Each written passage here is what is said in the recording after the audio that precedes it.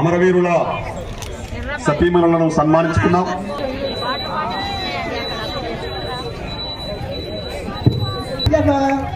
అభివందనాలు. Dear respected leaders on the stage, our Nalgonda Party District Secretary, Comrade Veera Reddy, our respected Comrade Sriramulu, our Secretariat members, Comrade Ranga Reddy, Comrade Malu Lakshmi, Sudhakar Reddy ji, my sister Ashalata ji, and all the leaders on the stage. నా ప్రియమైన నల్గొండ సహోదర సహోదరిమణులందరికీ నా హృదయపూర్వక విప్లవాభివందనాలు. ఉత్సవాలు మనం ముగింపు చేసుకుంటున్నాం. ఈ సందర్భంగా చాలా ముఖ్యమైన రోజు కాబట్టి ఈ రోజు నేను ఇక్కడికి రావడం, మీతో పాటు సంభాషించడం చాలా ఆనందంగా ఉంది. That the families of our brave martyrs are here with us. They carry with them a historic legacy of sacrifice, of struggle for the poor, for the oppressed, against exploitation. Johar, our martyrs, and greetings to the families of the martyrs. ప్రజల కోసం దోపిడీ నుంచి ప్రజలందరినీ విముక్తం చేయడానికని అణచివేతకు గురైనటువంటి ప్రజలందరితో పాటు నిలబడేటువంటి చాలా పెద్ద ఎత్తున ఆ రోజు పాల్గొన్నటువంటి యోధుల కుటుంబాలకు ఆ కుటుంబ సభ్యులందరూ ఇక్కడికి వచ్చారు. వారందరికీ కూడా మా అందరి తరఫున రెడ్ సెల్యూట్ తెలియజేస్తున్నాం. Today is a historic day, September 17th, when the state of Hyderabad merged with that of independent India.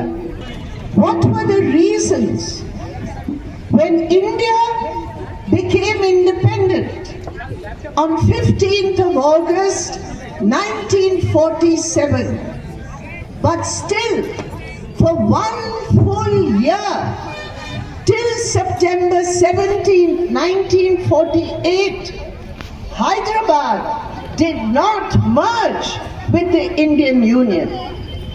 మనందరికీ తెలుసు 15 ఆగస్టు 1947 రోజు మన భారతదేశానికి స్వాతంత్రం వచ్చింది. కానీ మనందరం తెలుసుకోవాల్సిన విషయం ఏంటంటే సరిగ్గా ఏడాది పాటు మనము ఇంకా స్వాతంత్రం రాకుండా ఉండాల్సి వచ్చింది. హైదరాబాద్ సంస్థానం ఇండియన్ యూనియన్ లో విలీనం కాలేదు. దానికి కారణం ఏంటి? Today that 1 year and the reasons behind that 1 year 47 to 48 had many versions. ఈ రోజు ఆ ఒక్క సంవత్సరం జరిగినటువంటి పరిణామాలన్నిటి గురించి ఈ రోజు చరిత్రలో రకరకాల అంశాలు, రకరకాల అభిప్రాయాలు ప్రజల్లో వెల్లువెత్తుతున్నాయి. Yesterday the Defense Minister of India, Shri Rajnath Singh, came to Hyderabad. నిన్నటి రోజు మన కేంద్ర రక్షణ శాఖ మంత్రి రాజ్నాథ్ సింగ్ గారు హైదరాబాద్కు వచ్చారు. నిన్న he brought a machine with him. ఆయన వచ్చేటప్పుడు ఉట్టి చేతులతో రాలేదు. ఆయన చేతుల్లో ఒక పెద్ద యంత్రాన్ని తీసుకొచ్చారు. అబద్ధాలు తయారు చేసే మెషిన్. అబద్ధాలు తయారు చేసేటువంటి machine. And the lies created by that machine were presented before the people of Telangana. Telangana ప్రజలందరి ముందు ఆ అబద్ధాలు తయారు చేసేటువంటి మెషిన్ ను అందరి ముందు ప్రెజెంట్ చేయబోతున్నారు. We know that machine. మనకు అదేంటో చాలా క్లియర్ గా తెలుసు. We know where that machine is made. అది ఎక్కడ తయారైందో కూడా మనకు తెలుసు. Where is it made? ఎక్కడ తయారైంది? It is made in the special Mithya Asatya manufacturing unit in the Nagpur headquarters of the RSS. RSS యొక్క హెడ్ క్వార్టర్స్ అయినటువంటి ప్రధాన కేంద్రమైన నాగపూర్ లో ఈ మెషిన్ ను తయారు చేయబడ్డది. What is the story they are saying? వాళ్ళు చెప్తున్నటువంటి కథ ఏంటి దీని గురించి?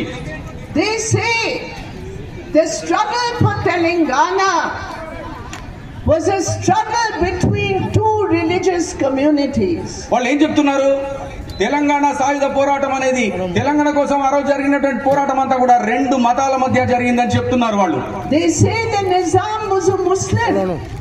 నిజాం రాజు ముస్లిం అనే విషయం, And all the people were Hindus. ప్రజలందరూ కూడా హిందువులు అనే విషయం చెప్తున్నారు వాళ్ళు. And therefore it was a victory of Hindus over Muslims.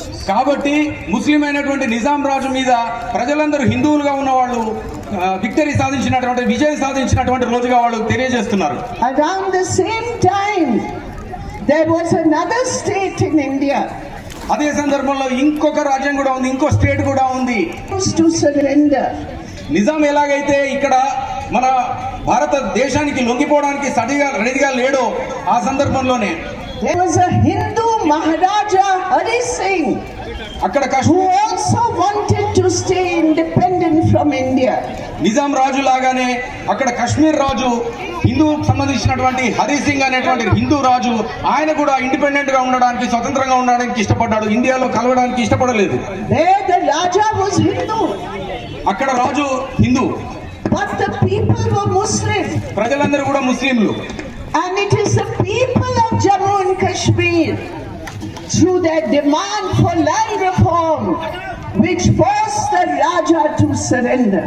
ఆనాడు అక్కడ ఉన్నటువంటి ప్రజల్లో ఎవరైతే ముస్లింస్ అధికంగా ఉన్నారో వాళ్ళందరూ కూడా భూ సంస్కరణలు కావాలని చెప్పి రాజు మీద ఒత్తిడి చేయడం ద్వారా ఆ రాజును లొంగిపోయేట్టుగా చేశారు. The BJP and RSS had nothing whatsoever to do with the freedom struggle in India. When people of India, Hindu, Muslim, Sikh, Isai, when they raise the national flag, when they raise the red flag, when tribals raise the tribal flag against the oppression, the colonialism of the British, at that time the BJP RSS was playing the British game of divide and rule. ఆనాడు భారత సంగ్రామం జరుగుతున్న సందర్భంలో హిందువులు, ముస్లింలు, సిక్కులు, క్రిస్టియన్లు, ఆదివాసీలు అందరూ కూడా భారతదేశ స్వాతంత్ర్యం కోసం 3 రంగుల జెండాను, అదే విధంగా ఎర్ర జెండాను పట్టుకొని వాళ్ళు పోరాటం చేస్తూ వచ్చారు. ఆ సమయంలో ఈ బీజేపీ ఆర్ఎస్ఎస్ ఎక్కడ ఉన్నాయని ప్రశ్నిస్తున్నాం. Today they come to Telangana and talk about Vimukti Divas. ఈ రోజు తెలంగాణకు వచ్చేసి ఎక్కడెక్కడి నుంచో వచ్చేసి వాళ్ళు ఏం మాట్లాడుతున్నారు? తెలంగాణ విమోచన దినోత్సవం, విముక్తి దినోత్సవం అని మాట్లాడుతున్నారు. What do they understand of Vimukti? అసలు విముక్తి అంటే వాళ్ళకి ఏం అర్థం అవుతున్నది?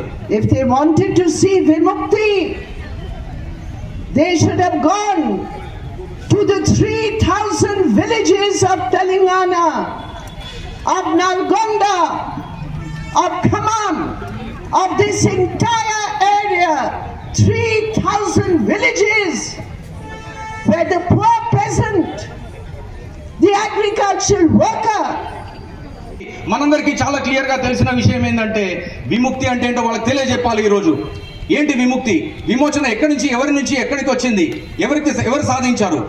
3,000 గ్రామాల్లో ప్రజలందరూ ఎర్ర జెండా నీడలో పరిగెత్తి వాళ్ళందరూ పోరాటం చేసి ఆనాటి నిజాం రాజు జమీందారులు ఎవరైతే అణచివేతకు గురి చేశారో వాళ్ళందరినీ కిందకి తోసేసి 3,000 గ్రామాలను విముక్తి చేసుకున్నారు. అది నిజమైన విముక్తి. అది ఈ రోజు తెలుసుకోవాల్సిన అవసరం ఉంది.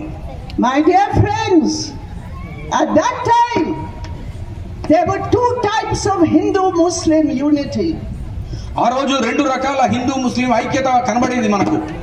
One was the unity of the workers, the agricultural laborers, the women who were the slaves of the Bhuswamis. That was the unity of Hindu and Muslim among the poor. And we have the names of the Hindu peasants, the Muslim peasants who united against the Nizam Bhuswami rule. మొదటి ఐక్యత మనకు చాలా clear గా కనబడ్డది, ప్రస్ఫుటంగా కనబడ్డది. ఎవరి మధ్యలో అంటే పేద రైతులు, మహిళలు భూస్వాములకు వ్యతిరేకంగా, వాళ్ళని అణిచివేసినటువంటి వారికి వ్యతిరేకంగా పోరాడిన సందర్భంలో హిందూ రైతులు ఉన్నారు, ముస్లిం రైతులు ఉన్నారు, వాళ్ళందరూ కలిసి పోరాడారు. అక్కడ ఐక్యత కనబడింది. And at the same time there was another unity of the looters. అదే సందర్భంలో దోపిడీదారులలో కూడా యూనిటీ కనబడింది. అదే Hindu ముస్లింలలో. Who were the looters? The Nizam was the biggest looter. ఎవరు ఆనాడు దోపిడీదారులు? నిజామే పెద్ద దోపిడీదారు. But along with the Nizam, there were all the upper caste Hindu landlords, lakhs and lakhs of acres owned by the Deshmukhs, by the Bhuswamis and their private armies who were protected by the Nizam. పోరాట ప్రతీక అయినటువంటి ఐలమ్మ గారి ఊరికి వెళ్లి చూడాల్సిన అవసరం ఉంది రాజ్నాథ్ సింగ్ గారికి ఈ రోజు. Please give the Defence Minister of India an invitation to go to the village of Palakurti village in Jangam Taluka of this state. Jangaon తాలూకాలో పాలకుర్తి ఊరికి వెళ్లి ఆమె ఎక్కడైతే పుట్టింది, ఎక్కడైతే పెరిగింది అనే ఆ ప్రాంతానికి వెళ్లాల్సిన అవసరం ఉంది. డిఫెన్స్ మినిస్టర్ అక్కడికి తీసుకెళ్లాల్సిన అవసరం ఉన్నది. Let him understand what liberation means. విముక్తి అంటే ఏంటో ఆయనకు క్లియర్ గా తెలియజెప్పాల్సిన అవసరం ఉన్నది. Who was Ailamma? ఐలమ్మ ఎవరు? She belonged to the most oppressed caste who were forced to wash the filthy clothes of the Bhuswamis, the zamindars. Ailamma అంటే ఎవరు? మనందరికీ తెలుసు. భూస్వాములు, జమీందారుల యొక్క బట్టలను, మురికి పట్టిన బట్టలను, వాళ్ళు అశుద్ధం కూడా కలిపినటువంటి బట్టలను, మలమూత్రాలు విసర్జించినటువంటి బట్టలన్నింటినీ కూడా క్లీన్ చేసేటువంటి అణచివేతకు గురైనటువంటి చాలా తక్కువ స్థాయి కులం నుంచి వచ్చిన ఆమె. She cultivated her land and she wanted to harvest her crop. ఆమె తను సొంతంగా వ్యవసాయం చేయాలనుకున్నది. కౌలుకు తీసుకున్నది కొంత భూమిని భూస్వాముల దగ్గర నుంచి. Who came to stop her? ఎవరు ఆమెను ఆపింది? ఎవరు? Was it the Nizam? Nizam ఆపాడా? Was it the Razakar? రజాకార్లు ఆపారా? Who came to stop her? ఎవరు వచ్చి ఆపారు ఆమెను? ఆమె రైతుగా ఆమె వ్యవసాయం చేయడానికి ఎవరు ఆపారు ఆమెను? It was the Deshmukh. What was his name? It was the Deshmukh, the Bhuswami. What was his name? Ramachandra Reddy. What is his name? Ramachandra.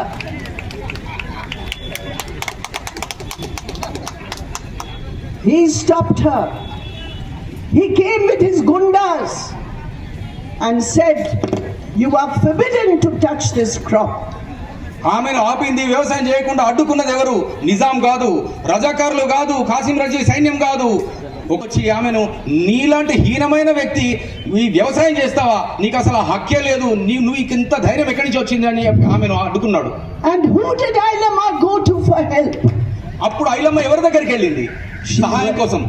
She went to Comrade B.N. Reddy.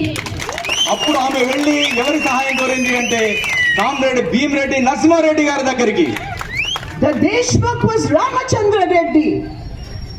The fighter was B.N. Reddy. What is the magic behind this?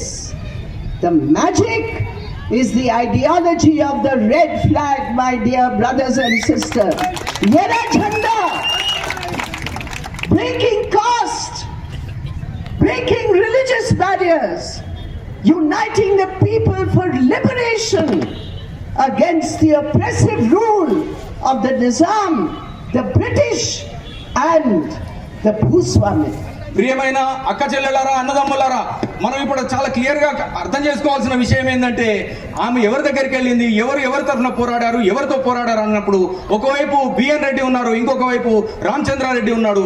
వాళ్ళిద్దరి మధ్య జరిగినటువంటి పోరాటం వర్గ పోరాటము. ఆ ఎర్ర జెండా నీడలో ప్రజలందరూ కూడా భీమరెడ్డి నరసింహారెడ్డి గారు వెంట ఉండి రామచంద్రారెడ్డికి వ్యతిరేకంగా పోరాడాడు. The next day B.N. Reddy, అసలు నువ్వెవరు అని అన్నాడు ఆ భూస్వామి. ఎప్పుడైతే బిఎన్ రెడ్డి గారితో పాటు దండుగా వెళ్ళినటువంటి ఐలమ్మను చూసి, నువ్వు ఒక హీనమైన జాతికి చెందిన స్త్రీవి, నువ్వు ఒక మహిళవు, నువ్వు కేవలం మా మురికి బట్టలు ఉతికి అడుక్కునేటువంటి మహిళవు, నువ్వు మా ముందర నిలబడే ధైర్యం ఎక్కడి నుంచి చేసావు అని అడిగాడు. she stood firm. Think of that scene in June, July of 1946. Imagine it in your mind, my dear brothers and sisters. A poor woman standing tall and strong before the might of the Bhuswamis. And who was in her side? Not Muslim, not Hindu. It was this red flag which fought for her, which defeated the landlord and which brought her crop back to her house. That is the ideology of the red flag. And that is the ideology of liberation. ఒక పేద మహిళ, అందున అణచివేతకు గురైనటువంటి కులం నుంచి వచ్చినటువంటి మహిళ, ఏమాత్రం కూడా బలం లేనటువంటి మహిళ, అంత పెద్ద భూస్వామి బలవంతుడైనటువంటి వ్యక్తి ముందర నిలబడి ధైర్యంగా ఎట్లా నిలబడ్డది ఒక్కసారి ఊహించండి. 1946లో ఈ సీన్ ఎట్లా జరిగి ఉంటుంది ఒకసారి ఊహించండి. ఇవాటి కళ్ళతోనే ఆనాడు జరిగింది ఏంటనేది ఊహిస్తే మనకు అర్థమవుతుంది ఆమె ధైర్యం ఏంటి, ఆమెకు ఎవరు అండగా నిలబడ్డారు. ఎవరైతే బిఎన్ రెడ్డి గారు ఉన్నారో ఆయన ఒక వ్యక్తి కాదు, ఆయన వ్యక్తి వెనకాల ఉన్నటువంటి ఎర్ర జెండా అదే ప్రజలందరి విముక్తి కోసం పోరాడింది. The message went from village to village. There were no WhatsApp groups then.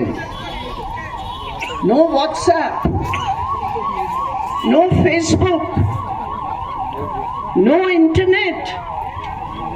But the message of sacrifice and struggle. The courage of the Yara Jhanda. From village to village, it spread.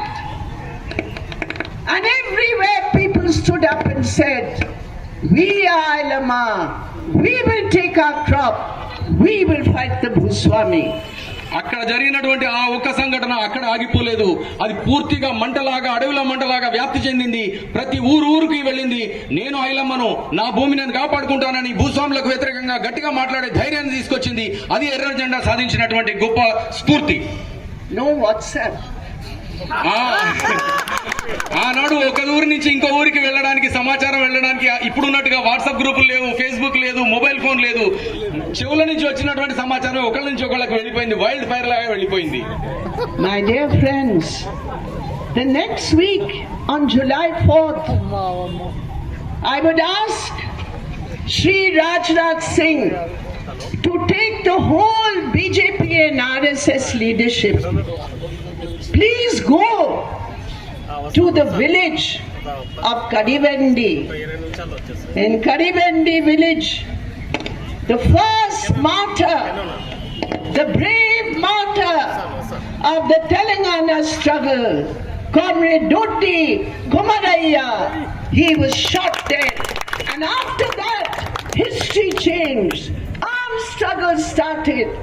And from 1946 to 1951, the struggle liberated 3,000 villages from Bhuswami, Nizam, feudal oppression and exploitation.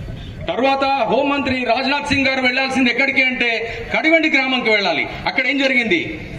July 4వ తారీఖు నాడు మొట్టమొదటి ఈ తెలంగాణ సాయుధ రైతాంగ పోరాటంలో అమరుడైనటువంటి దొడ్డి కొమరయ్య ఎక్కడైతే తన యొక్క త్యాగనిరతితోని తన ప్రాణాలను అర్పించాడో ఆ ప్రాంతంకు వెళ్ళాలి. అప్పుడు ఆయనకు అసలు విషయం అర్థమవుతుంది ఇక్కడ ఏం జరిగింది అనేది. దీని ద్వారా 3000 గ్రామాలు విముక్తి చెందాయి ఆ సంఘటన తర్వాత. It was that armed struggle which put pressure on the Nizam's rule and forced him to surrender before the Indian army and the Indian government. ఈ సంఘటన తర్వాత ప్రజల్లో వచ్చినటువంటి తిరుగుబాటు వలన దానికి లొంగినటువంటి నిజాం భయపడ్డ తర్వాతనే మన భారతదేశ యొక్క ఆర్మీకి లొంగిపోయాడు Nizam. And it is a shame on our history. We know what happened in the rest of India. But it is a shame that it was the RSS, the Hindu armed gangs who killed so many innocent Muslims in the name of revenge for the pre-partition violence which had massacred many Hindus. మనందరం ఇదే సందర్భంలో ఒక విషయంలో చాలా సిగ్గుతో తలంచుకోవాల్సిన విషయం జరిగింది అక్కడ. ఆ సందర్భంలో మన భారతదేశానికి స్వాతంత్రం వచ్చే కన్నా ముందు జరిగినటువంటి వైలెన్స్ కు ప్రతీకారం తీర్చుకునేందుకు ఈ ఆర్ఎస్ఎస్ కు సంబంధించినటువంటి సైన్యం అంతా కూడా ప్రజలు ఎవరెవరైతే వాళ్ళ ఆయుధాలు పట్టుకొని మతం పేరిట వేరే మతం అంటే ముస్లింలను ఊచకోత కోయడానికి సిద్ధపడ్డారు. ఆ రోజు వాళ్ళ ప్రతీకారాన్ని తీర్చుకున్నారు. ఈ విషయంలో చరిత్రలో నిలిచిపోయింది. We recall with pride in 1952 in the first election to the independent parliament of India, it was a Telangana struggle heroes, it was the Andhra Mahasabha heroes like Ravi Narayan Reddy who swept the elections with a bigger margin than even Jawaharlal Nehru got. ఇక్కడ మనం గుర్తుంచుకోవాల్సింది మొట్టమొదటి ఎన్నికలు ఏవైతే 1952లో parliament కు జరిగినటువంటి ఎన్నికల్లో రావి నారాయణ రెడ్డి గారు అద్భుతమైన మెజారిటీతో ఇక్కడ నుంచి ఎన్నిక కావడము మొత్తం దేశం మొత్తం మీద కూడా ఇటువైపు ఒకసారి తెలంగాణ సాయుధ రైతాంగ పోరాటం ఫలితం అని చూసే పరిస్థితి క్రియేట్ అయింది నెహ్రూ గారి కంటే అధిక మెజారిటీతో. B.N. Reddy, the savior, the whole of the red flag for Ailama, how many times he was elected to parliament? BN Reddy గారు ఐలమ్మ గారితో పాటు నిలబడి ఎర్ర జెండా పట్టుకున్నటువంటి ఆ యోధుడు ఎన్నిసార్లు ఎన్నికయ్యాడు? That is our aim. Class struggle, struggle for the poor, struggle against injustice, struggle against feudal exploitation. And on the basis of that struggle, we participate in different fora like elections to take forward that struggle of justice. వర్గ స్వభావంతో వర్గ దోపిడీతోని ఏదైతే ఈ సమాజాన్ని పూర్తిగా divide చేస్తున్నదో దీనికి సంబంధించి దీని పోరాటంగా మనం అందరం కూడా ఎర్ర జెండా నీడలో మనం రాబోయే రోజుల్లో మరింత పోరాటం చేయాల్సిన అవసరం ఉన్నది. One particular aspect of the struggle was the bravery, the courage of telling for the Bhuswami to use and discard. భూస్వాములందరికీ కూడా మహిళ ఒక సరుకుగా మారిపోయిన రోజులవి. ఆనాడు కేవలం వాడుకొని వదిలేయాలి అని అనుకున్నారు ఆ రోజు మహిళల విషయంలో. No woman was safe from the lust of the Bhuswamis. భూస్వాముల కన్నుల్లో నుంచి తప్పించుకున్నటువంటి ఉమెన్ అంటే మహిళ ఎక్కడా కూడా లేదు. ప్రతి ఒక్కరు కూడా ఆ కాటుకు బలైన వాళ్లే. They were forced slaves of the caste system and the Bhuswami system. ఆనాడు కులం పేరుతో భూస్వామి వ్యవస్థతో వీళ్ళంతా కూడా దెబ్బతిన్న వాళ్లే. But from that oppression and suffering rose the heroines of Telangana like Balu Swarajam. దాని నుంచే బయటకు వచ్చి ఆ రకమైన అణిచివేత నుంచి విముక్తి కొరకని బయటకు వచ్చినటువంటి వీర వనితల్లో ఒకరు మల్లు స్వరాజ్యం గారు. They took arms in their hands and fought. వాళ్ళు ముందుకొచ్చి నిలబడమే కాకుండా ఎర్ర జెండా పట్టుకోవడమే కాకుండా ఇంకో చేత్తోని ఆయుధాలు పట్టుకొని కూడా అందరి కోసం కొట్లాడారు. Our beloved leader Comrade P. Sundaraya on his book on Telangana writes about the bravery and courage of Telangana's women in the armed struggle. Telangana సాయుధ పోరాటంలో మహిళల యొక్క పాత్ర గురించి పుచ్చలపల్లి సుందరయ్య గారు చాలా క్లియర్ గా తను రాసినటువంటి ఆ పుస్తకంలో వివరిస్తారు. We salute our heroines. Long live the heroines of Telangana. వీరవనితలందరికీ కూడా మన విప్లవ అభివందనాలు తెలియజేయాల్సిన అవసరం ఉంది. My dear brothers and sisters, today in our situation, we see the distortion of history. We see the distortion of reality. ఈ రోజు పరిస్థితులు ఎలా ఉన్నాయో తెలుసుకోవాల్సిన అవసరం ఉన్నది. పూర్తిగా చరిత్రను వక్రీకరిస్తున్నారు. వాస్తవాలన్నీ కూడా మరుగున పడేస్తున్నారు.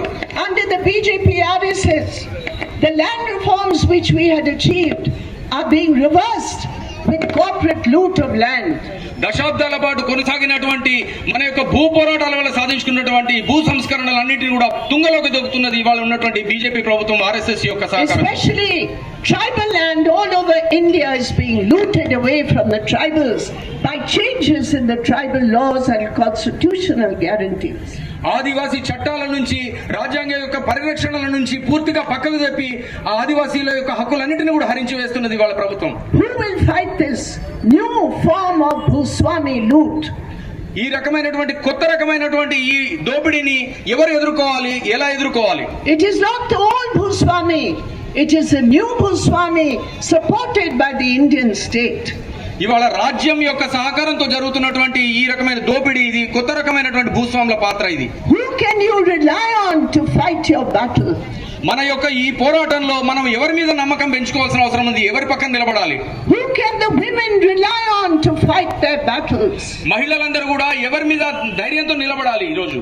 Who can the youth and students rely on to fight their battles? Youth, ముఖ్యంగా యువత, విద్యార్థులు వీళ్ళందరూ కూడా ఎవరి పక్కన నిలబడితే మనకి ఈ పోరాటం సక్సెస్ అవుతుంది, విజయవంతం అవుతుంది. The first lesson is from Telangana. Rely on yourself. Rely on your unity. Rely on your courage. ఇక్కడ మనకు తెలంగాణ సాయుధ పోరాటం నుంచి మనం నేర్చుకున్నటువంటిది ఏంటంటే 3 రకాల అవకాశాలు ఉన్నాయి. ఒకటి, నీ మీద నువ్వు శక్తి మీద చాలా గొప్ప విశ్వాసాన్ని ప్రకటించుకో. రెండోది, మీ యొక్క ఐక్యత మీద ప్రకటించుకో. అక్కడ ఎర్ర జెండాని మీ వెనకాల నిలుస్తుంది. And who is there to help that self-realization and struggle? ఈ పోరాటానికి ఎవరు సహాయం చేస్తారో అనేది తెలుసుకోవాలి. Who are the parties parties today. ఏ పార్టీలు మన వెంట నిలబడే అవకాశం ఉంది? You saw the KCR party. KCR Telangana రాష్ట్ర సమితి, భారత రాష్ట్ర సమితి వైపు చూడండి ఒకసారి. Today you see the Congress party. Congress party ఎలా ఉంది చూడండి. Disappointed with KCR. People voted for the Congress party. KCR పట్ల ఒక రకమైనటువంటి నిరాసక్తతతో అతనితో నిరాశ చెందినటువంటి ఆ వ్యక్తులందరూ, ప్రజలందరూ కూడా కాంగ్రెస్ కు ఓటు వేశారు. But they fight against the BJP and RSS on basic fundamental issues of the people, issues of land, issues of wages, issues of class justice. Is not there, my dear friends. కానీ ఈ అవకాశంలో, ఈ పరిస్థితుల్లో ఏం జరిగింది, పెద్ద ప్రమాదం ఏం జరిగిందంటే ప్రజలందరూ కూడా ప్రాథమికమైనటువంటి సమస్యలన్నిటి నుంచి కూడా పక్కకు వెళ్ళిపోయారు. ప్రజలకు సంబంధించినటువంటి ల్యాండ్, భూ సమస్యలు కానీ ప్రజల హక్కులకు సంబంధించిన అంశాలన్నీ కూడా పక్కకు పోయినాయి.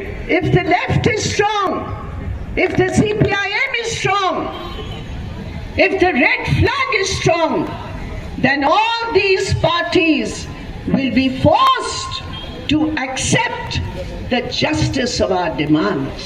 వామపక్షాలు, ముఖ్యంగా సిపిఎం పార్టీ కనుక గట్టిగా నిలబడగలిగే పరిస్థితిని కనుక క్రియేట్ చేస్తే ఆ రోజు ఈ పార్టీలన్నీ కూడా ప్రజల యొక్క కోణంలో ఆలోచించి ప్రజల యొక్క సమస్యల పట్ల నిశ్చింత పద్ధతిగా వాళ్ళు వ్యవహరిస్తారనేది ఈ రోజు తెలుస్తున్నది. So my message today on this historic day, strengthen yourself, strengthen your unity, strengthen your struggle. మన నాయకురాలు బృందాకరత్ గారు చాలా స్పష్టంగా చెప్పడం అనేది జరిగింది. అయితే ఈ రోజుకి 77 సంవత్సరాలు వెళ్ళి 78లో అడుగు పెట్టబోతున్నాం. నైజాం రాజు లొంగిపోయి 77 ఏళ్ళు అయిపోయింది. అంటే ఈ చరిత్ర అంతా 80 ఏళ్ల కింద చరిత్ర. ఈ 80 ఏళ్ల కింద చరిత్రని చూసిన వాళ్ళు చాలా తక్కువగా ఉన్నారు. ఆనాడు పడ్డటువంటి బాధలేంది, కష్టాలేంది, ఇబ్బందులేంటి, ఆ విషయాలు తెలియని వాళ్ళం మనందరం. మేము కూడా పోరాటం తర్వాత పుట్టిన వాళ్ళమే. అందుకని ఇప్పుడున్న పరిస్థితుల్లో వాస్తవాలను తెలుసుకోవాల్సినటువంటి అవసరం ఉంది.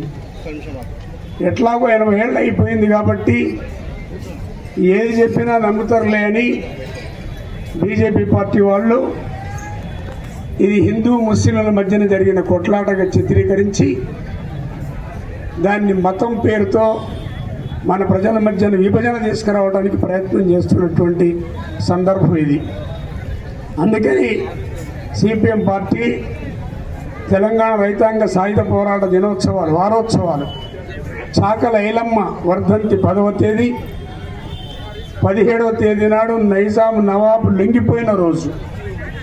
ఈ 10 రోజులు, ఈ వారం రోజులు ఊరూర సభలు పెట్టి ప్రజల్ని ఆ రోజు జరిగినటువంటి వాస్తవాలు ఏంది చెప్పటం కోసం ఈ సభలు, సమావేశాలు ఏర్పాటు చేయడం అనేది జరిగింది. అందుకని ఈ 10 రోజుల నుంచి గ్రామాల్లో సభలు జరుగుతూ ఉన్నాయి. నేను 2-3 విషయాలు చెప్తా. ఆనాటి పరిస్థితి, ఆ రాజు కింద భూస్వాములు, జమీందారులు, ఇనాందారులు రకరకాల పేర్లతో వేల లక్షల ఎకరాల భూములు వాళ్ళ చేతులకు ఇచ్చి వాళ్ళు ప్రజల్ని పీల్చి పిప్పి చేసి వాళ్ళు తినే కాడికి తిని మిగతాది రాజుకు కప్పం కట్టాలి. ఇప్పుడే చెప్పారు మన నాయకురాలు విష్ణు దేశ్ముఖ్, విష్ణు రామచంద్రారెడ్డి దొరికి 1,50,000 ఎకరాల భూమి ఉంది. అదే జన్నాడి ప్రతాపరెడ్డి దొరికి ఇంకో 50,000 ఎకరాల భూమి ఉంది. ఇట్లా కొంతమందికి లక్షల ఎకరాల భూములు ఉన్నాయి. నిజంగా భూమి మీద వ్యవసాయం చేసుకునే వాళ్ళకు భూములు లేవు. వాళ్ళ భూములకు పోవాలి, అక్కడ వ్యవసాయం చేసుకొని బ్రతకాలి. వ్యవసాయం చేసుకొని అక్కడో ఇక్కడో కొంత భూమి కౌలుకు తీసుకొని చేసుకుందామనంటే చాకల ఐలమ్మ లాంటి వాళ్ళు, ఇట్లాంటి వాళ్ళు కూడా మొదలు ఆ భూస్వాముల యొక్క భూముల్లో కలుపులు కలవాలి, భూములు దున్నాలి. వాళ్ళ పనులు అయిపోయిన తర్వాతనే ఇతర రైతుల పనులు చేసుకోవాలి. అప్పటిదాకా పని చేయడానికి వీల్లేదు. అదేవిధంగా వాళ్ళ భూముల్లో పనిచేసేటువంటి వాళ్ళకి కూలి ఇచ్చేవాళ్ళు గారు, జీతాలు ఇచ్చేవాళ్ళు గారు, వెట్టి చాకిరి. పొద్దునట్టు పోయి పొద్దున్న దాకా కష్టం చేసి ఇంటికి వచ్చి బువ్వ తినాలి. ఆ విధమైనటువంటి వెట్టి చాకిరి చేయించుకుంటున్నటువంటి రోజులు అవి. దున్నేవాడికి భూమి లేదు. అందుకనే ఆనాడు పోరాటంలో భూమి ప్రధానమైనటువంటి సమస్య కింద మారింది. అందుకనే దున్నేవాడికే భూమి కావాలి, భూమి భుక్తి విముక్తి జరగాలి అని ఆ రోజు జరిగినటువంటి పోరాటం ఈ భూస్వాముల దగ్గర ఉన్నటువంటి లక్షలాది ఎకరాల భూమి వాళ్ళ చేతుల్లో ఉంచుకొని వాళ్ళతో వెట్టి చేయించుకుంటున్నారు కాబట్టి ఆ భూమికి విలువ వచ్చింది. ఆ భూ పోరాటం చేయాల్సినటువంటి పరిస్థితులు వచ్చినాయి. ఎంత దారుణమైన పరిస్థితి అనంటే మహిళల్ని ఇప్పుడే బృందాకరత గారు చెప్పారు. ఆ గ్రామాల్లో జరిగినటువంటి దారుణాలు ఏందని. బైరాన్పల్లి రాజ్నాథ్ సింగ్ బైరాన్పల్లి పోవాలి. బైరాన్పల్లి అదేవిధంగా దొడ్డి కొమరేకి సంబంధించినటువంటి ఊరు కలవెంటి గ్రామం. వాస్తవం అది.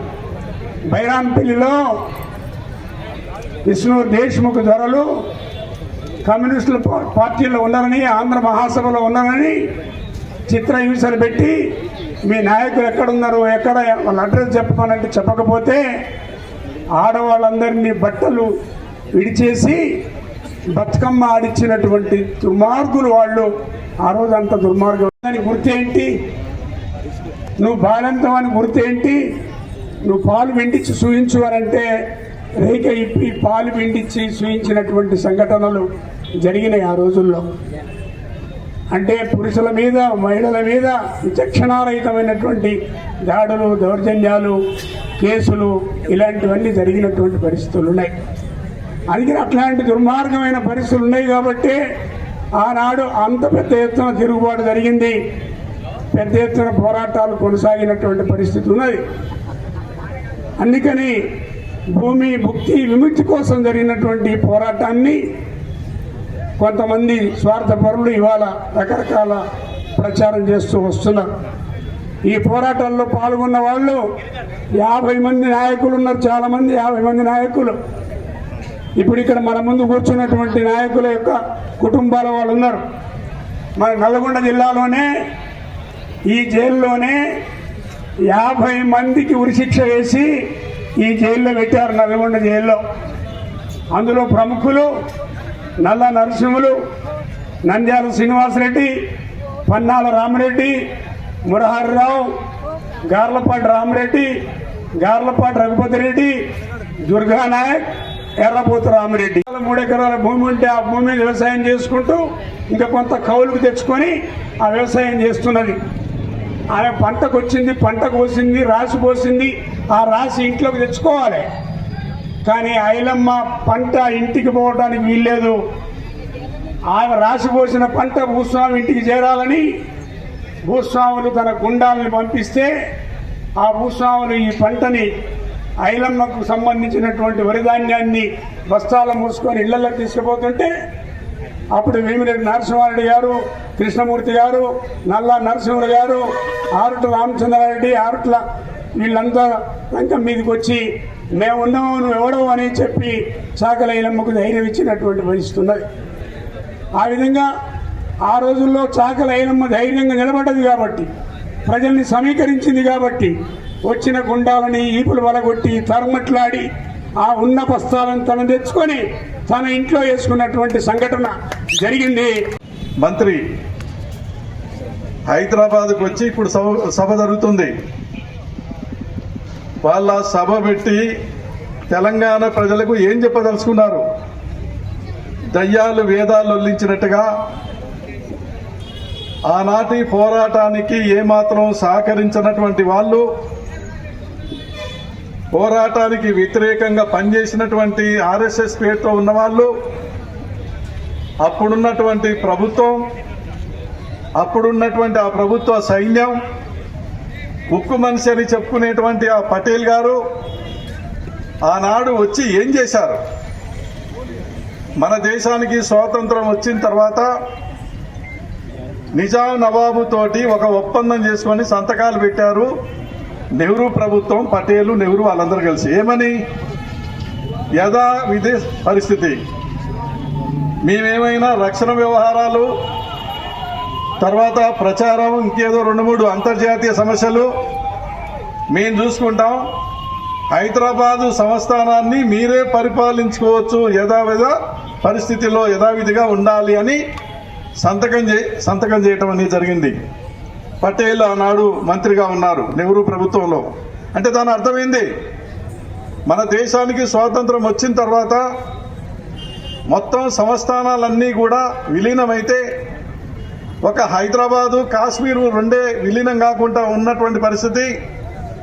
ఆనాడు స్వాతంత్రం వచ్చిన తర్వాత నవంబర్ నెలలో కేంద్రంలో అధికారంలో ఉన్న నెహ్రూ ప్రభుత్వం మన నిజాం నవాబు తోటి, అయ్యా యథావిధిగా మీరు నవాబుగా, రాజుగా ఉండి పరిపాలన చేసుకోవచ్చు, విదేశీ వ్యవహారాలు ఇంకా లాండ్ ఆర్డర్ సమస్య ఏదైనా ఉంటే జాతీయ స్థాయిలో మేము చూసుకుంటాం, మీరు పరిపాలన చేసుకోండి అని చెప్పేసి నవంబర్లో సంతకాలు పెట్టడం అనేది జరిగింది. సంతకాలు పెట్టిన తర్వాత సంవత్సరం పాటు వాళ్ళు రాజ్యం నడిపించారు. అప్పటికే 2 సంవత్సరాల కాలం నుండి మన దేశానికి స్వాతంత్రం రాకముందే 1946 నుంచి 51 వరకు జరిగిన 5 సంవత్సరాల పోరాటంలో స్వాతంత్రం రాకముందే 2 సంవత్సరాలకు పైన వీరోచితమైన వీర తెలంగాణ సాయుధ రైతాంగ పోరాటం కొనసాగుతా ఉంది. పెద్ద ఎత్తున ఉద్యమాలు సాగుతున్నాయి. 3000 గ్రామాల్లో గ్రామ రాజ్యాలు ఏర్పాటైనాయి. వెట్టి చాకిరిని రద్దు చేశారు. దొరలు, జమీందారులు, జాగీర్దారులు అందరూ గడులు, ఊర్లన్నీ వదిలిపెట్టి, భూములు వదిలిపెట్టి పారిపోయారు. అటువంటి పరిస్థితుల్లో మళ్ళీ సంవత్సరం తర్వాత వాళ్ళు పటేల్ సైన్యం దిగడం అనేది జరిగింది. ఎందుకు వచ్చారు వాళ్ళు? పటేల్ గారు ఉక్కు మనిషి కదా. ఆ పటేల్ గారు ఉక్కు మనిషి దేని కొరకు వచ్చారు, ఎవరిని కాపాడటానికి వచ్చాడు? యథావిధ పరిస్థితి నువ్వు ఉండాలని చెప్పినటువంటి ఆ పటేల్ సైన్యం 50,000 మందిని దించారు. గ్రామాల నుంచి పారిపోయినటువంటి దొరలు, దేశముఖులు, వీళ్ళందరూ నిజాం మనుషులు అందరూ కూడా, అయ్యా కమ్యూనిస్టులు అక్కడ రోజు రోజుకు బలపడుతున్నారు, తెలంగాణ మొత్తం కూడా కమ్యూనిస్టు పార్టీ ఆక్రమించుకుంది, వాళ్ళు అక్కడ వరకే పరిమితం గారు, దేశం మొత్తంలో కమ్యూనిస్టులు వ్యాపించే ప్రమాదం ఉంది, వాళ్ళ పోరాటాన్ని అణచకపోతే మీ ప్రభుత్వానికి మీకే ఎసరొస్తుందని చెప్పేసి దొరలు, జమీందారులు, జాగీర్దారులు, పారిపోయిన వాళ్ళందరూ తెల్ల టోపీలు పెట్టుకొని నెహ్రూ ప్రభుత్వం దగ్గరికి కాంగ్రెస్ వాళ్ళంతా పోయి, మేము మళ్ళీ కాంగ్రెస్ పార్టీని ఇక్కడ మేము నడిపిస్తాం, మీరు వచ్చి వాళ్ళని అణచాలని చెప్పేసి నిజాం నవాబుకు సాన్నిహితంగా ఉండేటువంటి వాళ్ళు, దొరలు, జమీందారులు, జాగీర్దారులు ఇలా అంతా పోయి అక్కడ మొర పెట్టుకుంటే, అప్పుడు మళ్ళీ ఏంటంటే సంవత్సరం తర్వాత సెప్టెంబరు 13వ తేదీ నాడు నెహ్రూ సైన్యం 50,000 మందిని దించడం అనేది జరిగింది. 50,000 మందిని దించగానే 3 రోజులకే చేతులు ఎత్తేశాడు నిజాం నవాబు. యుద్ధం చేసేటోడు నిజాం నవాబుని లొంగ తీసుకోవడానికి యుద్ధం ప్రకటించి 3 రోజులకే లొంగిపోతాడా? 3 రోజులకే లొంగిపోవడానికి కారణం ఏంటంటే అప్పటి వరకు 2 సంవత్సరాల పాటు కమ్యూనిస్టు నాయకత్వంలో, ఎర్రజెండా నాయకత్వంలో సాగినటువంటి వీరోచిత పోరాటం ఫలితంగా దొరల గుండాలు, రజాకార్లు, నిజాం సైన్యం తట్టుకోలేకపోయింది. తట్టుకోలేక వాళ్ళు గ్రామాలు వదిలిపెట్టి పారిపోవాల్సిన పరిస్థితి వచ్చింది. 3 రోజుల్లో ఏంటంటే నిజాం నవాబు లొంగిపోయాడని చెప్పేసి ప్రకటించడం అనేది జరిగింది. మరి నిజాం నవాబు లొంగిపోయిన తర్వాత ఇన్ని దుర్మార్గాలు చేసిన నిజాం నవాబుని ఆయనని తీసుకుపోయి జైల్లో పెట్టాలి కదా, ఆ నవాబు మీద చర్య తీసుకోవాలి కదా. తర్వాత ఏంటంటే కాసిం రిజ్వీ ఆయన రజాకార్ల తయారు చేసి, రజాకార్లు అంటే ముస్లింలే కాదు హిందువులు కూడా దాంట్లో ఉన్నారు సైన్యంలో, పెద్ద ఎత్తున ఊచకోత కోశారు కదా. ఆ కాశీ రజీవి మీద చర్య తీసుకోవాలి కదా, జైల్లో పెట్టాలి కదా, ఉరిదీయాలి కదా. నిజాం నవాబుని ఇంత అన్యాయం చేసిన నిజాం నవాబునేమో రాజ ప్రముఖుగా గవర్నర్ హోదా కల్పించాడు కూర్చోబెట్టి, ఇంతమందిని చంపి అరాచకం చేసినటువంటి రిజ్వీనేమో, కాసిం రిజ్వీనేమో సకల మర్యాదలతోటి పాకిస్తాన్ పంపించింది. ఎవరు? ఈ ఉక్కు మనిషి పటేల్. ఈ ఉక్కు మనిషి పటేల్ వచ్చింది ఎవరికంటే పటేల్ని కాపాడటానికి, నవాబుని కాపాడటానికి తప్ప ప్రజల్ని కాపాడటానికి కాదు అనేటువంటి విషయాన్ని మనం ఇలా గుర్తించవలసినటువంటి అవసరం ఉంది. నిజాం నవాబు లొంగిపోయాడు, రాజప్రభుత్వం కూర్చోబెట్టావు, 6 సంవత్సరాల పాటు ఆయనే ఉన్నాడు, అసలు దుర్మార్గుని బయటికి పంపించావు. మరి నీ సైన్యం నువ్వు వెళ్ళిపోవచ్చు కదా, మరి నీ సైన్యం ఎందుకు పోలేదు?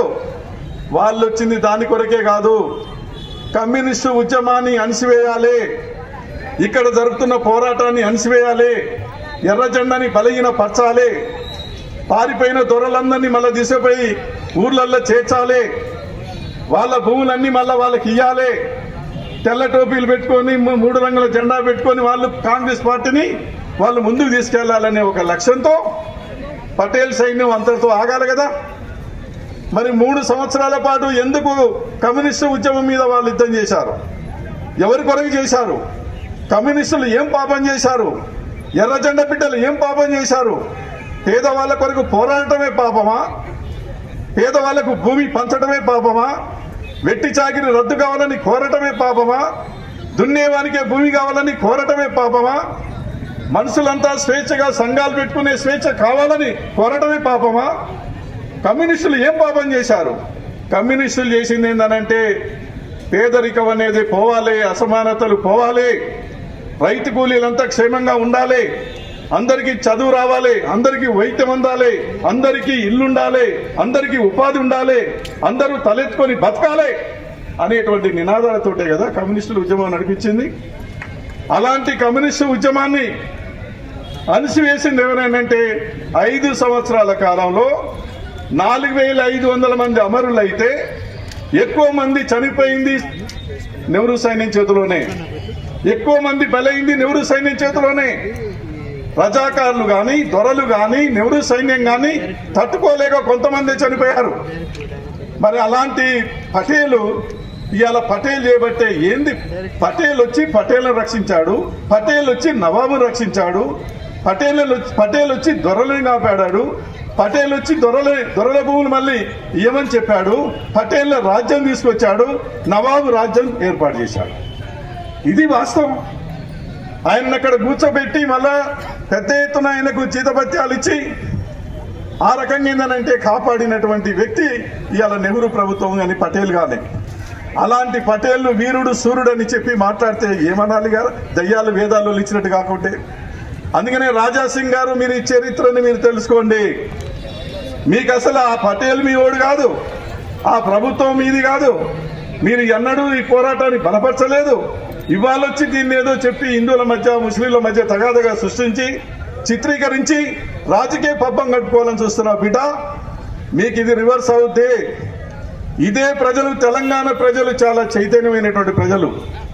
చరిత్రని మీరు వక్రీకరించి మరి ఆ రకంగా మాట్లాడితే చరిత్రలో మీరు చరిత్రహీనులుగా మిగిలేటువంటి పరిస్థితి ఉంటుంది తప్ప ఇంకోటి కాదు. ఇవాళ కేంద్రంలో దుర్మార్గమైన పరిపాలన సాగుతూ ఉంది. మోడీ అధికారంలోకి వచ్చి 11 సంవత్సరాల కాలంలో ఒక్కటంటే ఒక్కటి ప్రజలకు ఉపయోగపడేటువంటి చట్టాలు, అనుకూలమైన చట్టాలు తేలేదు. రైతు వ్యతిరేక చట్టాలు తెచ్చాడు, కార్మిక వ్యతిరేక చట్టాలు తెచ్చాడు, దేశ సంపదను అమ్మేస్తా ఉన్నాడు, పన్నుల మీద పన్నేస్తుండు, ప్రజల మధ్య ఐక్యత లేకుండా చేస్తా ఉన్నాడు.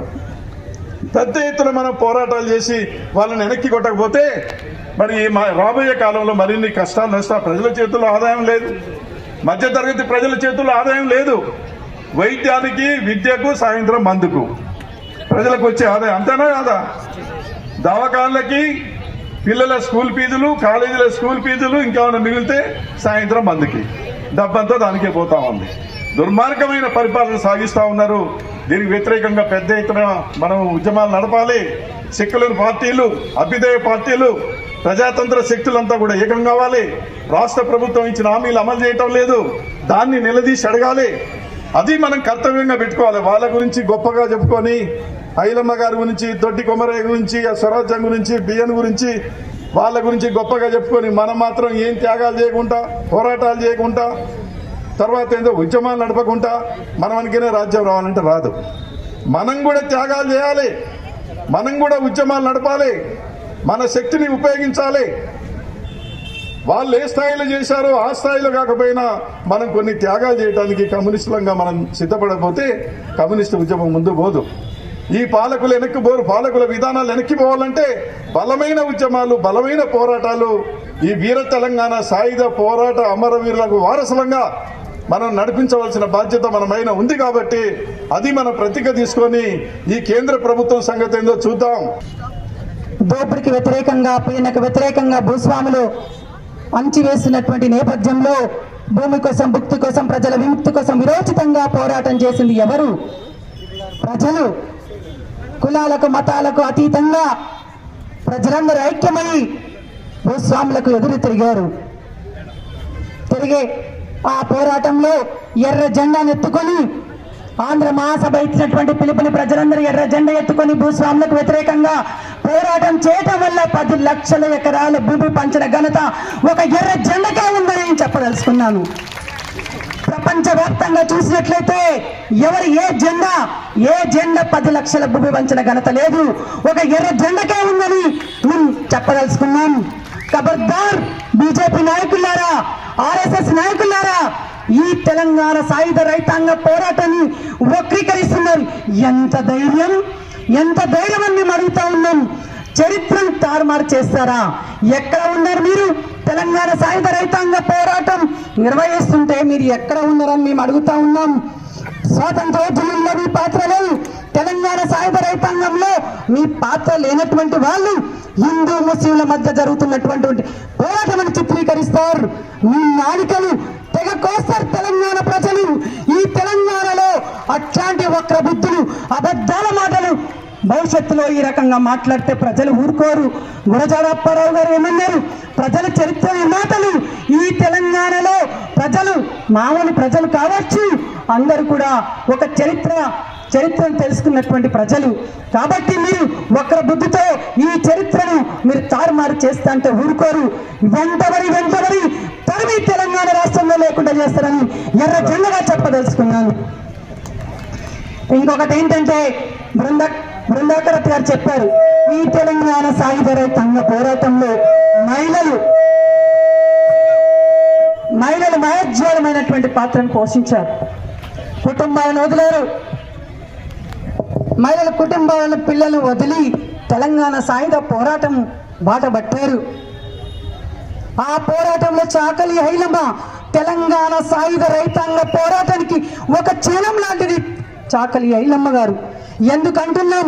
గడప దాటనటువంటి రోజుల్లో చాకలి ఐలమ్మ గారు తను పండించినటువంటి పంటలు దొరడు పోసుకపోతుంటే నీవెవర్రా, నేను కాయ కష్టం చేసి పండించినటువంటి పంటను దోసుకపోవటానికి నీవెవర్రా అని భీమిరెడ్డి నరసింహారెడ్డి గారిని ఆశ్రయించి గుండాలకు ఒక శివంగిలాగా తిరగబడి తన ధాన్యాన్ని తీసుకుపోయింది ఇంటికి. అది ఒక పోరాటానికి ఒక చిహ్నంలాగా. మళ్ళీ స్వరాజ్యం గారు, ఆరుట్ల కమలాదేవి గారు ఒక అగ్గి కణంలో ఊరూరా మహిళని చైతన్యం చేసి ఆ పోరాటంలోకి తీసుకొచ్చినటువంటి మళ్ళీ స్వరాజ్యం ఒక అగ్గి కణంలో ఊరూరా తిరుగుతూ మహిళల్ని దొరలు పొలంలో పని చేస్తుంటుంటే కనీసం పిల్లలకు పాలిస్తేందుకు మేము పోతాం దొర అని అడిగితే రొమ్ముల్లో చేసి పాలు పిండితే మల్లు స్వరాజ్యం గారు పాట అందుకుంది. నల్లగొండ జిల్లా బిడ్డలంగా మనం గర్వపడేది మన చరిత్రను ఒక్కసారి స్మరించుకుంటే ఈ నల్లగొండ జిల్లాకున్న చరిత్ర తెలుస్తుంది. ఇక్కడ కూర్చున్నటువంటి ఎర్రబోతు రామరెడ్డి గారి భార్య సక్కుబాయి గారు, ఆయనకు 16 సంవత్సరాల వయసులో ఉరిశిక్ష పడితే, అట్లాగే కాసనగూడ అనే గ్రామంలో పసలూరు వెంకటరెడ్డి అట్లాగే ముసుగు వెంకటరెడ్డి అని 2 కాల్చివేయబడ్డారు. అల్వాలలో నరసింహారెడ్డి గారు అని ఒక గొప్ప యోధుడు చనిపోయారు. ఈ 3 ఘటనలు మాత్రమే నేను మీకు చెప్తాను. ఎర్రబోతు రామరెడ్డి గారు ఆయనకు ఉరిశిక్ష పడ్డప్పుడు కోర్టులో ఉరిశిక్ష పడితే ఇవాళ 10 సంవత్సరాలు శిక్ష పడతంటే బోరున ఏడ్చేటువంటి వాళ్ళు ఉంటారు. కానీ ఎర్రబోతు రామరెడ్డి గారు 16 సంవత్సరాల పసి వయసులో ఇంకిలాబ్ జిందాబాద్ అంటే విప్లవం వర్ధిల్లాలి అనేటువంటి నినదించినటువంటి వీరోచితమైనటువంటి అట్లాంటి రామరెడ్డి గారు మన పక్కన అప్పాజిపేట గ్రామం. ముసుగు వెంకటరెడ్డి గారు, పసూరు వెంకటరెడ్డి గారు 21 సంవత్సరాలు ఒకరికి, 15 సంవత్సరాలు మరొకరికి. వారిద్దరిని రజాకారులు దాడి చేసి పట్టుకొని చెట్టు కట్టేసి మిమ్మల్ని ఏం చేయమంటారు అని వాళ్ళంటే వారిద్దరు చెప్పింది ఏం తెలుసా, ఎట్లాగో చిత్రహింసల పాలు చేస్తారు కాబట్టి మమ్మల్ని కాల్ చేయండి అన్నారు. వెంటనే రజాకార్లు కాల్ చేస్తే వారిద్దరు చనిపోయేటప్పుడు చెప్పింది ఏం తెలుసా, కమ్యూనిస్ట్ పార్టీకి జై అని. ఇంకో నినాదం వేలే, మమ్మల్ని ప్రాణభిక్ష పెట్టమనిలే, కాల్ చేయండి అన్నారు. కాల్ చేసిన తర్వాత చనిపోయే ముందు చెప్పింది కమ్యూనిస్ట్ పార్టీకి జై అని. అట్లాగే అల్వాల నరసింహారెడ్డి గారు అంటే ఆయన అల్వాల గ్రామం తిరుమలగిరి పక్కన పల్లెటి నరసింహారెడ్డి అనే పేరు. ఆయన ఒక గొప్ప సైనిక శిక్షణ పొందిన వాడిలాగా ఎవరినైనా పర్ఫెక్ట్ గా షూట్ చేసేటువంటి గురి కలిగిన వాడు. ఆయనని చంపాలని మిలిటరీ మొత్తం చాలా తీవ్రమైన ప్రయత్నం చేస్తే ఎట్టకేలకి ఆయన తెప్పలమడిగనేటువంటి ఒక గ్రామంలో ఉంటే ఆయన చుట్టూ గెరా వేశాడు. ఆయనకు తెలిసిపోయింది నిన్ను పట్టుకొని కాల్చి చంపడానికి మిలిటరీ చుట్టూ చేరిందని చెప్పగానే ఆయన తను ఉన్నది ఒక దళిత కుటుంబం ఆశ్రయం పొందుతున్న వాళ్ళ ఇంట్లో జ్వరం వచ్చి ఉన్నాడు.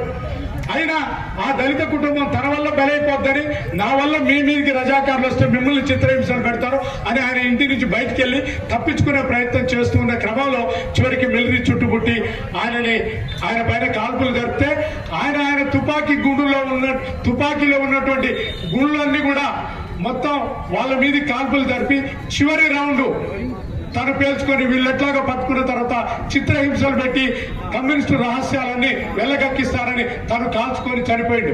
అప్పుడు మిలిటరీ అంతా ఆయన దగ్గరికి పోతే ఈ ఘటన ఎంత గొప్పదో మీరు చూడండి. మిలిటరీ అంతా ఏంటి, ఈయనని ఇక్కడ పూడ్చి పెడదామని వాళ్ళందరూ అంటారు. అంటే ఆ మిలిటరీకి కమాండర్ గా ఉన్నటువంటి మిలిటరీ ఆఫీసర్ ఏమంటారంటే, ఇటువంటి వీరుణ్ణి మనం కాపులకు గద్దలకు వేసే విధంగానో లేదా ఒట్టిగానే పూడ్చిపెట్టడం కాదు, ఇతనికి సగర్వంగా సైనిక వందనంతో ఈయనకు ఆయన అంత్యక్రియలు జరుపుతామన్నారు. ప్రపంచ చరిత్రలో ఎవరైతే చంపుదామని ఒకరి మీదికి పోయారో చంపారో చావబడ్డ మనిషికి ఆయన గొప్పతనాన్ని కీర్తించి చివరికి సగర్వంగా సైనిక వందనంతో ఆయన అంత్యక్రియలు జరిపారంటే ఇటువంటి వీరులు పుట్టినటువంటి గడ్డ. కొన్ని పార్టీ ఇచ్చిన పిలుపులు కానీ వీటన్నిటిలో పోరాటాలలో చురుకైన పాత్ర పోషించాలి. ఇక లాస్ట్ కు 10 వారం రోజుల పాటు రైతాంగ సాయుధ పోరాట వారోత్సవాల్ని గ్రామాన ఆ రోజు బాంచందరా కాల్మత్తాదరా అన్న వ్యక్తి చాకిరికి వ్యతిరేకంగా జరిగిన ఉద్యమం గురించి తెలియజేస్తూ ప్రజల్ని నేటికి ఆ రోజు ఏ లక్ష్యం కోసమైతే పోరాటం జరిగిందో నేటికి అనేక మంది పేదలకు భూములు లేని స్థితి, ఇల్లు లేని స్థితి, ఇళ్ల స్థలాలు లేని స్థితి, చదువుకున్న నిరుద్యోగ యువతకు ఉద్యోగం లేని స్థితి. ఈ స్థితిలో మళ్ళీ తెలంగాణ సాయుధ పోరాట స్ఫూర్తితో ఈ ప్రభుత్వాలు అనుసరిస్తున్న ప్రజా వ్యతిరేక విధానాల పైన ఉద్యమాలు నడపాలని రైతుల్ని, కూలీల్ని, పేదల్ని, యువకుల్ని, విద్యార్థుల్ని, మహిళల్ని, వృత్తిదారుల్ని సమీకరించి ఈ రాష్ట్రం లోపల ప్రజల పక్షాన నిలబడి బలమైన పోరాటాలు నడపాలని ఆ రోజు తెలంగాణ సాయుధ పోరాటంలో అమరులైన వీరుల్ని స్మరించుకుంటూ వారు అడుగుజాడల్లో నడుస్తూ ముందుకు సాగడం కోసం ఈనాటి యువతకు ఆనాటి సాయుధ పోరాట గడ్డల్ని గుర్తు చేయడం కోసమే ఈ సభలు సిపిఎం పార్టీ నిర్వహిస్తుంది.